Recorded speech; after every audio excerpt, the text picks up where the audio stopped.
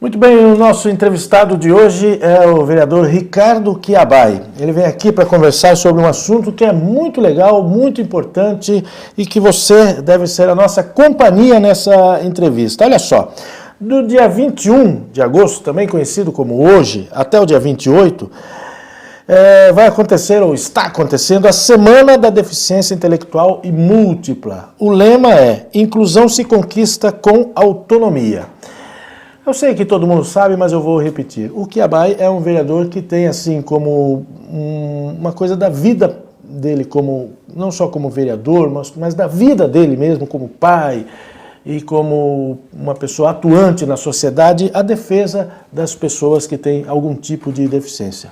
Tudo bem com você? Tudo bem. Beleza? Obrigado por ter vindo aqui conversar com a gente. Agradeço. E os projetos, 9 dos 21 projetos dele aprovados tem a ver com a questão da deficiência. Realmente é uma coisa que é a sua vida isso aqui, né? Com certeza. A gente tem algumas vertentes no nosso mandato, mas essa, que é a defesa dos direitos das pessoas com deficiência, é a que eu tenho assim, uma motivação maior. A gente sente, né, como você falou, sou pai, a gente sente o problema na própria pele, né, e isso acaba nos dando vamos dizer assim, uma motivação maior para lutar por crianças ou adultos, como o Pedro, meu filho, que hoje tem 14 anos, né? Então, assim, como você bem falou, das 21 leis que a gente tem hoje na cidade, dessas, praticamente quase a metade dessas leis são voltadas para esse segmento da sociedade Canela Verde, né? Agora, tem uma coisa que é o cadastro de identificação da pessoa com deficiência. Você tem martelado nisso aí já tem algum tempo. Por que é importante esse cadastro? Porque quando a gente fala em desenvolver políticas públicas voltadas para essa área, né, da pessoa com deficiência, o primeiro ponto, Giovanni, é conhecer quem são essas pessoas, aonde elas estão, qual o tipo de deficiência. A gente tem que ter esse diagnóstico. A cidade de Vila Velha não tem ainda esse diagnóstico. Isso é importantíssimo, porque a partir dele é que você pode desenvolver políticas públicas voltadas para essas pessoas. É o que? Um formulário? Sim. A Secretaria de Assistência Social da Prefeitura vai fazer, obviamente vai ter lá um sistema, né? Esse cadastro ele é voluntário, né? Eu até estou nessa semana, até fiz uma indicação à Prefeitura para que nessa semana a Prefeitura possa divulgar, aproveitar o momento e divulgar, fazer um chamamento, vamos assim dizer, né, que as pessoas possam vir, né, para se cadastrar. E tem também os programas sociais da Prefeitura que já tem um cadastro de algumas pessoas, né, com esse tipo de problema na cidade. Né? E qual a resposta que você tem obtido dessas provocações à Prefeitura? Na Prefeitura? Giovanni, infelizmente, é aquém daquilo que, vamos dizer assim, que esse segmento da sociedade precisa. Né? Tem uma situação em particular que eu estou enfrentando agora, uma lei de nossa autoria que diz respeito à largura, o vão mínimo da largura das portas das edificações na cidade. Certo. Né? E isso foi uma lei que já está aprovada desde 2004. Foi unânime, passou pela aprovação unânime da Câmara. Ela foi sancionada, olha o detalhe, ela foi sancionada pelo prefeito, ela foi publicada num diário oficial, quer dizer, a partir daí ela passa a valer, mas, para minha surpresa, a Prefeitura veio com um decreto de regulamentação da lei, mas no momento que esse decreto ele surgiu, ele alterou o conteúdo da lei. Quer dizer, o decreto que regulamentava a lei veio mudando a lei. Mudando a lei.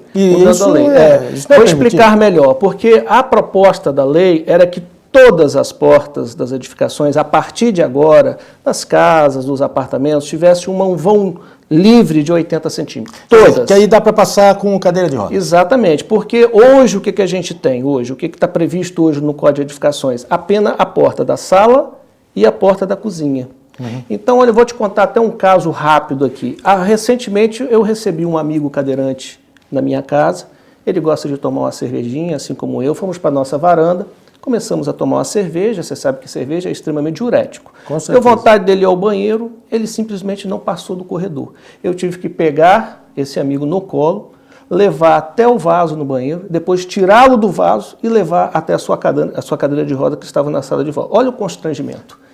O meu filho, por exemplo, que tem 14 anos, tem cerca de, está aí com hoje uns quase 30 quilos. Quando eu preciso me deslocar de um quarto para outro, ou de um quarto para um banheiro, eu tenho que pegá-lo no colo, ou eu ou a mãe. Então, olha só a dificuldade que as pessoas têm dentro das suas próprias casas. Né?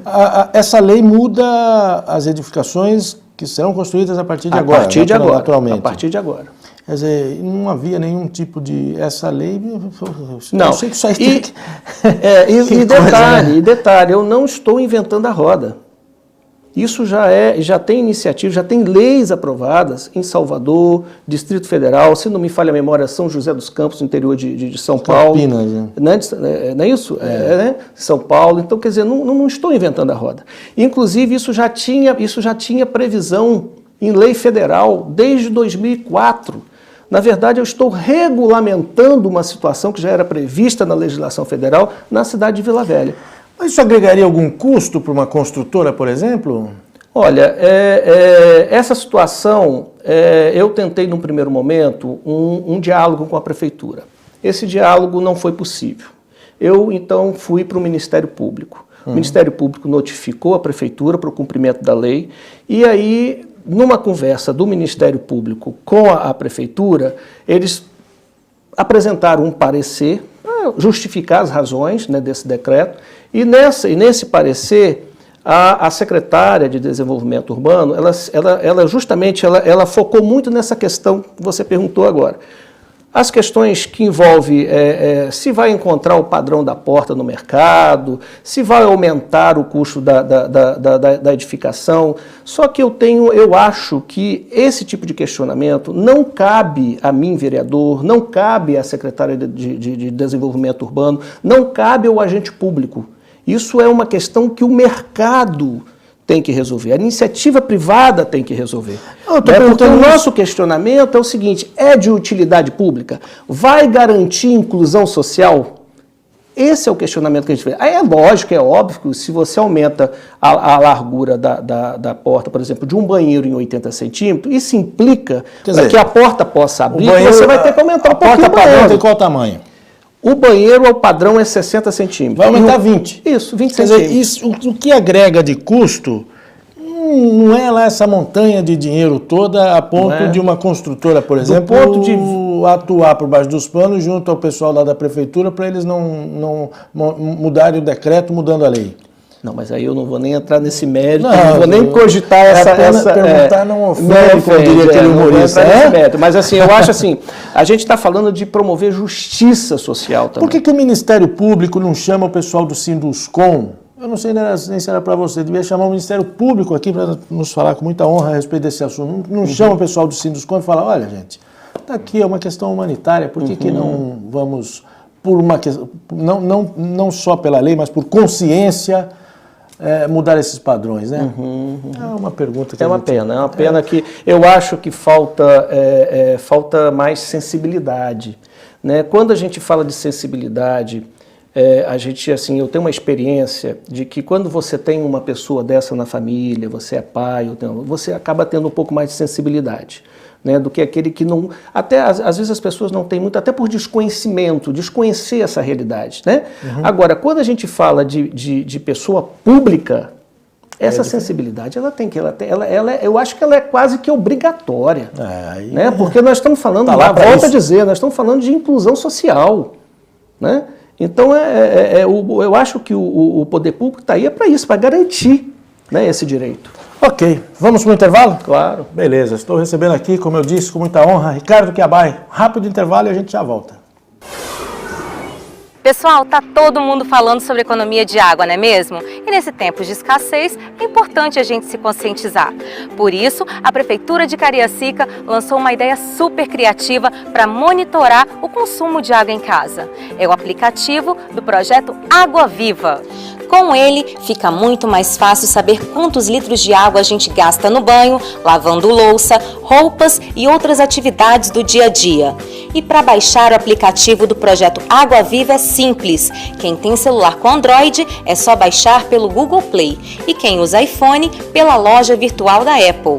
Olha só, eu vou simular aqui que eu estou escovando os dentes. Aí é só apertar o play que o contador começa a registrar quantos litros de água eu gasto com essa atividade. É o máximo, né? Essa é uma iniciativa pioneira da Prefeitura de Cariacica para conscientizar todo mundo a economizar água.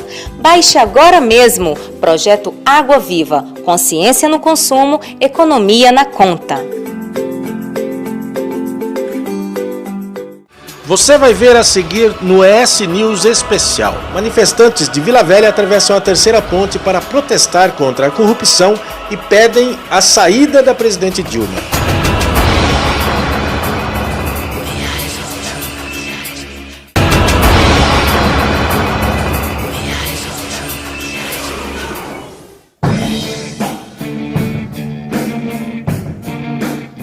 Planejamento financeiro em tempos de crise. O Brasil vive uma séria crise econômica, uma crise que tem afetado as pessoas e as famílias. Uma pergunta recorrente é: o que fazer para a gente poder sobreviver e vencer essa época de crise?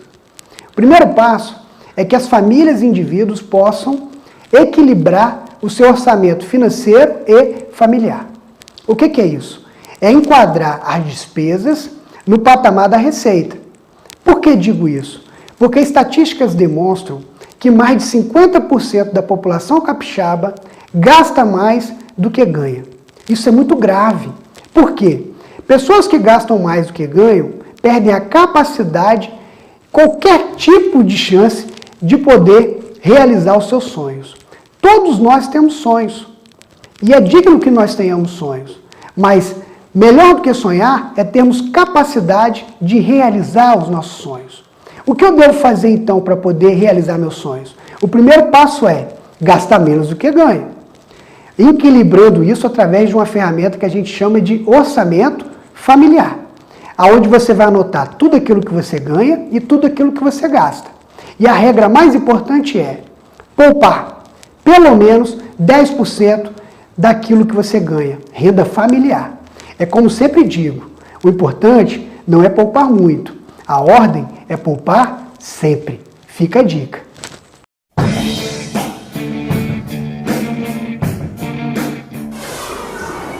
Voltamos, eu estou conversando com o vereador Ricardo Chiabai, ele que é arquiteto e apresenta vários projetos interessantes, falamos sobre isso no primeiro bloco. Agora, tem alguns projetos que são, assim, digamos, uma marca da sua atuação, não só como vereador, mas também como secretário, né? Sim, sim. Eu vou citar dois aqui. Primeiro é o Calçada Legal. Calçada Legal.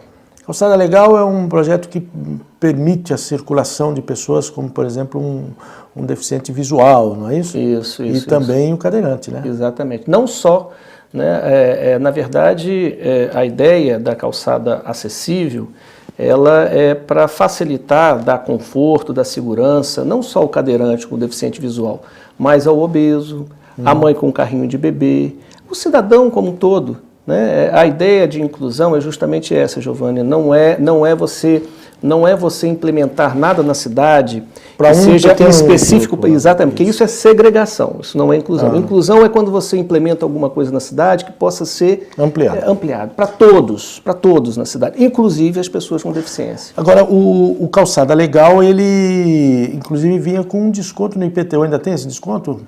Não, isso é uma situação específica. Foi na época do início, né? Isso foi na gestão passada, que foi criada uma lei com relação ao IPTU, que é residência até 2 pavimentos, que fizesse a sua calçada e plantasse árvores, teria um desconto no IPTU, aí já é uma coisa assim, vamos dizer assim, um desdobramento, já é um desdobramento da E o Praia Legal?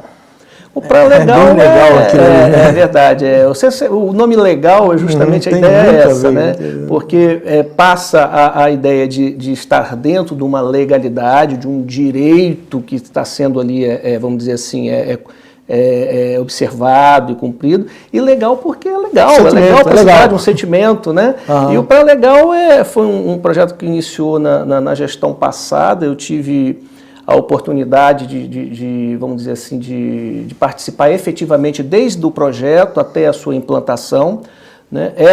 Na transição de um governo para o outro, para esse atual governo, infelizmente esse projeto ele correu o risco até de acabar, porque ele ficou um pouco abandonado. Da última vez que você veio aqui, inclusive, foi dito isso, né? Depois eles agora fizeram uma reforma lá, é isso? Exatamente. Deram uma garimbada lá. Não, garimbada não. Na verdade, eu briguei muito por um termo de cooperação técnica entre a Prefeitura e a UVV, o curso de Engenharia e Arquitetura, e através desse termo de cooperação técnica, a UVV desenvolveu o projeto, né, um novo projeto, vamos dizer assim, um projeto de revitalização do Praia Legal. Hoje ele está lá, a parte física está assim, preparada para receber o dobro, né, vamos dizer assim, dos usuários que recebiam antes. Só está faltando uma coisa, a equipe que presta o serviço, porque é o banho de mar assistido. Né? Hoje, infelizmente, ainda não temos uma equipe adequada, porque o certo era você ter um professor de educação física com especialização e um profissional da área de saúde, que seria um fisioterapeuta, porque tem situações ali que você exige, às vezes, um cuidado maior. Hoje né? ficam ali os salva-vidas. São salva-vidas e o assistente social. Não, e um assistente social da prefeitura. Quer dizer, o trabalho deles é lindo, eles são muito dedicados, mas eles não estão devidamente habilitados para se, vamos dizer assim, quando se deparam com uma situação mais complicada. Porque o deficiente, muitas vezes, ele pode ter epilepsia, ele pode ter uma série, ele tem no manuseio, às vezes, pode haver algum tipo de comprometimento. Reação, né? Então a gente depende de um profissional mais especializado. O projeto é o Praia Legal, que Praia pode Legal. ser ainda mais legal se forem adotadas essas providências. Né? A Semana da Deficiência Intelectual e Múltipla, ela aborda esses assuntos? Qual é a programação? Olha, a gente vai, eu tenho como hábito de usar muitas redes sociais. Então eu vou assim, tudo que a gente produziu até hoje, né, no nosso mandato, vai jogar a gente vai fazer um verdadeiro movimento nas redes sociais, né? Fazer também um chamamento para que a sociedade possa também participar junto com a gente, essas brigas aqui, que possam inclusive estar nos ajudando nessas brigas, que é uma briga boa, né? Com certeza. Pô, tem muita coisa boa, né? O mandato vai bem, né? Graças a Deus. Bem, você conseguiu fazer do mandato, de fato, uma referência para essa questão e também da sustentabilidade, que é um outro foco do seu mandato. Porque eu trabalho com duas vertentes muito fortes no mandato. Eu falei uma, né, que é o direito das pessoas com deficiência, mas a outra é a questão da mobilidade urbana, principalmente voltada para as questões de acessibilidade. Essas duas vertentes se cruzam. Né? Em função da minha formação, em função da minha realidade, que tem, né, o filho que eu já falei, o Pedrinho, né? E assim, graças a Deus a gente tem tentado fazer um trabalho diferenciado na cidade, tem conseguido, e a gente já acaba hoje sendo uma referência na cidade quando se fala de pessoas com deficiências. Os próprios colegas da Câmara, quando surge qualquer assunto referente a isso, eles normalmente se dirigem a mim. Se aparecer alguém sugerindo um projeto, alguma coisa, uma discussão, a elaboração ou a organização de um evento voltado para essa área, procura lá o Ricardo Chiabai. Estarei sempre disposto a contribuir. Ele é muito afinado com esse assunto, é isso? É isso aí. Bacana. Ricardo Chiabai, ele é arquiteto da Prefeitura de Vitória. De Vitória, de carreira lá, são 32 anos já tudo bonitinho, né? Isso. E é vereador. Quantos mandatos já? Primeiro mandato. Primeiro mandato. Eu já estou achando que ele tem mais de um mandato, porque ele é muito atuante, né? Obrigado. Obrigado pela presença aqui, volte sempre. Parabéns pela forma como você tem conduzido o seu mandato. Obrigado, Giovanni. E eu gostaria que muitos outros políticos tivessem o seu perfil, com certeza teríamos, assim, câmaras municipais bem melhores. Muito obrigado mesmo. Muito obrigado. Conversei hoje com o vereador Ricardo Chiabai, aqui é o nosso entrevistado aqui do ES News Especial. Esperamos que a próxima entrevista tenha essa mesma qualidade. Seria uma boa entrevista. A gente volta na semana que vem com outra entrevista aqui no ES News.